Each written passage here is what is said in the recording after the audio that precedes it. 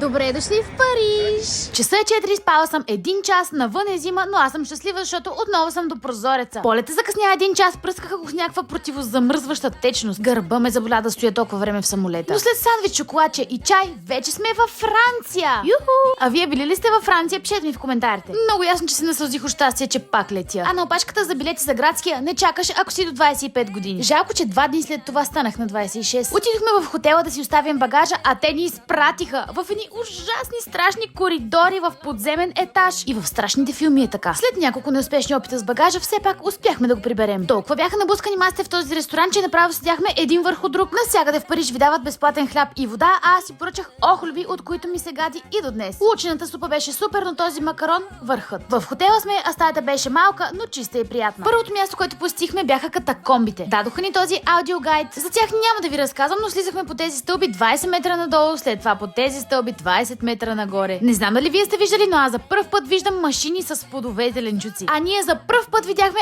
Айфеловата кула. Точно тя е най-голямата ми детска мечта. Без снимка няма да останете. Има десетки хора, които ви предлагат да ви снимат отпред. Минахме през коледния базар пред кулата. Нямаше нещо супер впечатляващо, освен това пих най-гадния горещ шоколад там. Направихме си снимки с блестящата кула, а вие може да ги видите в Инстаграм. 4 вечери ядох това телешко с картофи. Следващата сутрин толкова ме боляха краката от обувките, че чак куцах. Правим по 20-30 хиляди крачки на ден, но времето не стигна за да си купя нови. Спим по 6 часа и пак сме на крак. Днес отиваме към Лувъра и спряхме за закуска. Един горещ шоколад и една маделена. И ето ни! Изчакахме километричната опашка и вече сме вътре. Това е картата с всичко, което трябва да обиколите. Мястото е просто вълшебно. Благодарности на Дора, изследователката, която ни опътваше по картата. Ако ходите до Париж, не изпускайте Лувъра. Не можете да се нагледате на тези красоти. В крайна сметка успяхме да се набутаме и до Мона Лиза, и до макароните. Седнахме да обядваме и пихме коктейли Мона Лиза и тази салата с ябълка, сирене, пиле и не знам какво още беше. Като цял този ресторант не го слагайте в списъка си. А днес е ред да се качим на кулата. Билети може да си вземете за втория или третия етаж, ние си взехме за третия. Тя е просто гигантска, а гледката е неописуема. Вечерята пак беше телечко с картофи, но за десерт тези крепс. Следващия ден бяхме в Дисниленд и посрещнах рождения си ден, но няма време в следващия влог.